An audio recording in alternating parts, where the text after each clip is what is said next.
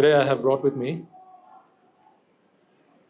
a young man who have been listening to these talks. He listened to them for a while, the talks that we've been sharing with each other, or I've been sharing with you, but he did it all the way from India. He and his family, his father, mother, sister, and himself. And as they began to understand these truths, they began to realize that true happiness is not in the things that they had, their possessions. And so they decided that the Buddha Sasana was the only place they were going to find peace and happiness.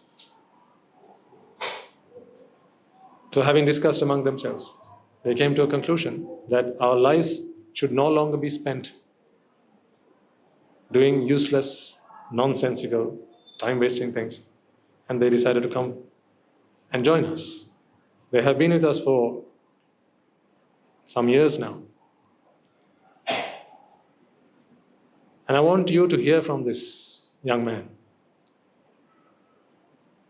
I have brought him here today because there are people who live what we have just talked about today. They don't just listen to this and go home and go back to the old ways of doing things. I'm not suggesting that you do. Yeah? Not suggesting that, but there are people who take this on board and they transform their lives with it, and they don't wait until they get all the votes, because time is of the essence. So I want you to hear from one of them. So without further ado, I would like to invite one of our little brats, LBs, Little Britain. I call them little brats, affectionately. So he is from the Little Britain program that we have at the monastery. And I have brought him here today to share with you a little bit of his story and for you to be inspired from what he has to share with you. I would like to start off with a story. A typical startup. It's either a story or a question, right? Long ago, there lived a farmer. This farmer had a donkey. Okay? So this donkey had a huge desire for carrots. It loved carrots. So this farmer wanted to test this donkey. How far would it go just for carrots? So this farmer tied a carrot to a string and then tied it up to a stick, and then sat on the donkey and held it in front. And then when this donkey saw this carrot, what did it start to do? It started walking and slowly started jogging, if donkeys can jog, and then started running. And then it ran on for miles and miles. Never stopped. Never. But obviously after it's exhausted, it stopped again. And the farmer, let's say the farmer gave it water, gave it rest and food. Now he's again active, meaning the donkey's again active. So what would they do again? Go behind the carrot again. Please don't laugh at this donkey, please. Because the truth is, I was one of its kind. I was just like the donkey. But I wasn't running for carrots. I was running in search of happiness. Happiness is in many different things. I was like a headless arrow, going here and there in search of happiness. Movies, video games, friends, family, parties, soccer. These are the things that I was interested in. These were the things that made me excited. These were the things I enjoyed to do because I was in search of happiness. The thing is, let's go back to the donkey. When would the donkey ever stop? When would it ever stop its chase? Never, right? Because it doesn't know the truth. If the donkey knew that to get the carrot, he has to stop, he would. But this donkey did stop. This donkey, when it got the association of noble ones, when it got to associate the Buddha, the Dhamma, and the Sangha, it stopped. Because it understood happiness is not something you can get out there. It was something found within, and there's another part for it, not what we do. not what we normally do. You see, because of that, I've understood that what I was doing was wrong, and I had to change it. I have to think different. So I chose this path. But I think today I'm in this position, and I can talk to you guys freely. It's because I've achieved something in life. If I was the same as you, I can't talk this way. Right? No offense. But I can't talk this way. With confidence I speak today because I've achieved something, and that is not because of me. That is because of the Noble Association. That is because of Buddha, the Dhamma and the Sangha. If not for them, I wouldn't be this person. See, that's why when I see people my age today, still searching for happiness in less things, in less stuff. I've seen people who try to be attractive, going to movies, watching video games, watching movies, playing video games. All of these things because even they search for happiness. And then when I look at them, I feel pity. Because today, when anger strikes me, I know what to do. When jealousy strikes me, I know what to do. When lust strikes me, I know what to do. But do they? I have the refuge of the Noble Triple Gem. What refuge do they have? They don't even know the thing called Dhamma. How can they escape this cycle? Would they even think of it? Would they even think of this as a problem? Just like Nayakarn said, would you ever think the sense of self is a problem? But today I've changed. Today I have a purpose in life. I've always wanted to make myself happy. I was a selfish man. I had a sister. The only thing she has to do to irritate me is take something of mine, touch something of mine. The feeling of self.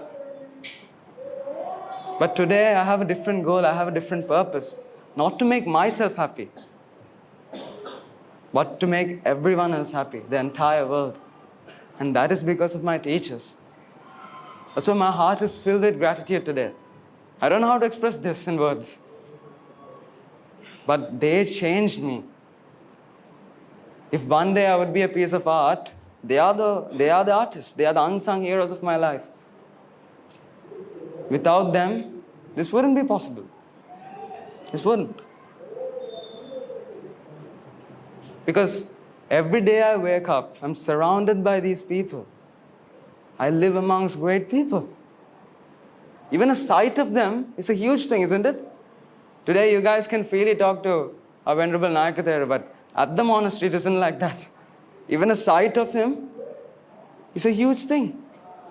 Today my purpose isn't being happy. I have a goal to be a great man like Guruthera, like Nayaka. They are the inspirations of our life as Anagarikas. I mean, every single time who I wanted to be changed in my life. Because I was good at soccer, I think I should be like Ronaldo, I should be like Messi. I loved cooking those days, and when I cooked, I think I should be a chef. When I watched the first Terminator movie, I thought I should join the army or join the navy. Something like that. Because I thought happiness was something I could find there. Why did I want to be a footballer? Because I thought football can make me happy. What was the donkey searching for again? The carrot. I wanted to be a doctor.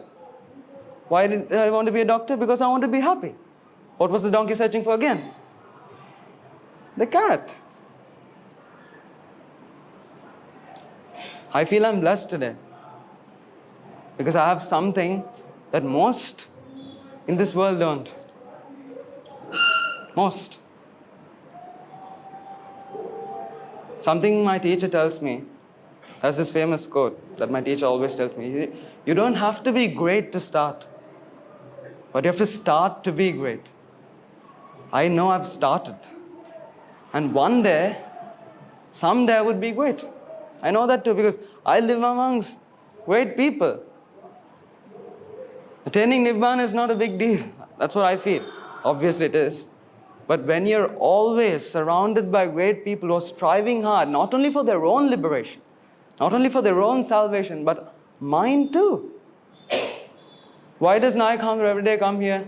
Every Sunday, why does he have to come here? Is it because he cares only about his salvation? No. Why does Guru Hamdru preach till his throat gets bloody? Is it because he cares about his salvation? No. There are people who think and care about me and everyone. That's why this was possible for me. I came because I listened to his sermons. If he didn't get that idea, would I be here? I wouldn't.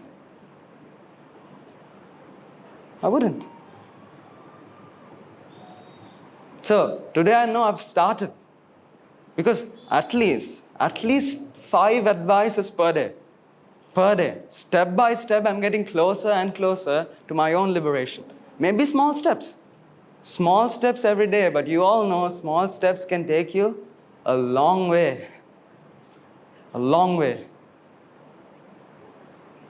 Because today I don't work just to make me happy. I learned 5 languages at the monastery. 5. Do I need 5 languages to attain Nibbana? I don't think so. I just need Sinhalese. And I know that. 5 languages. I go to school. Learning, exams was not my cup of tea. Believe me.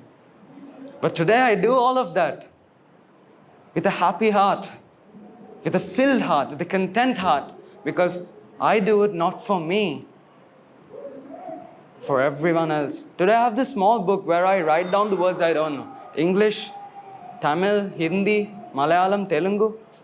These are the languages I learn. I write down these words I don't know. Why? For me? No. That's why I feel I can do something one day. I feel I deserve Nibbana. Because today I don't work for myself, I work for everyone. Why do I do this speech? Because I want to light up your minds. I try to do this with infinite compassion. So you guys could take something from this. Make me as a motivation, take me as inspiration.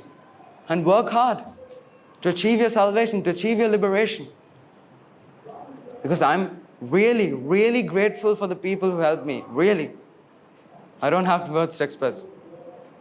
If I had to express my feelings in just 3 stanzas, I would say, Swagatam vatamayasi, mama buddhasya santike.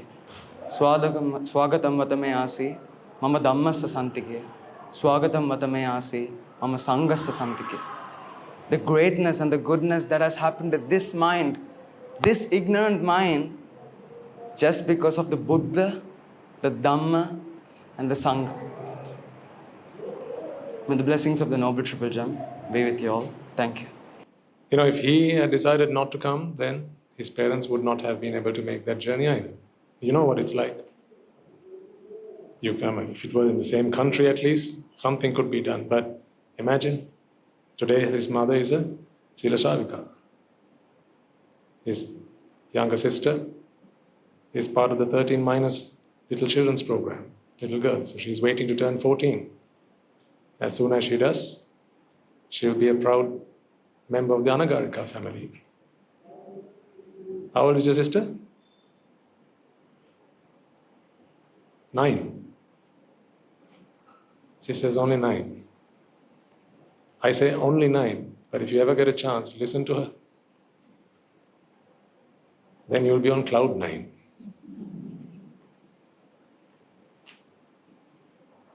She can so eloquently express the Dhamma, explain some of these concepts at age 9. That's the thing, it's not about age. It's not about where you were, not about where you started. It's about if you have listened to the Dhamma, if the Dhamma has done what it has to do to you, then that transformation happens, ladies and gentlemen. There's no time or place for that.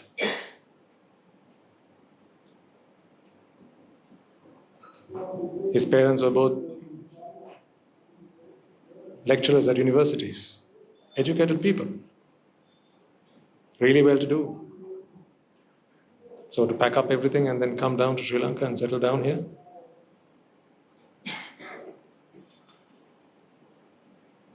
What are you waiting for?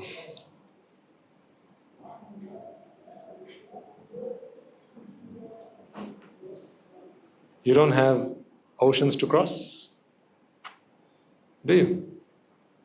That's the thing. Is it too easy? Is that what it is? Is it too easy for you? Is that what it is? Should it be a little bit more difficult? So please think about it. His mother, when he wanted to come, of course, with a young girl, that was a huge responsibility.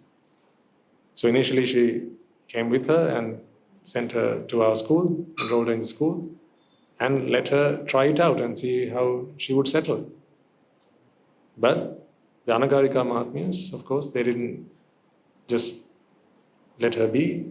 They gave her the Dhamma, this young girl, 9 years of age, and she began to learn the Dhamma, understand the Dhamma, and began to realize that what she has to do is this.